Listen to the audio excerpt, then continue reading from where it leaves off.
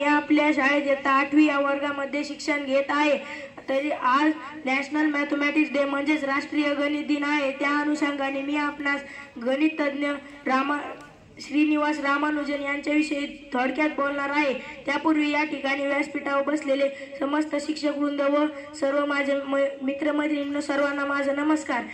रामानुजन यांचे पूर्ण नाव श्रीनिवास रामानुजन अय्यंगार असे होते।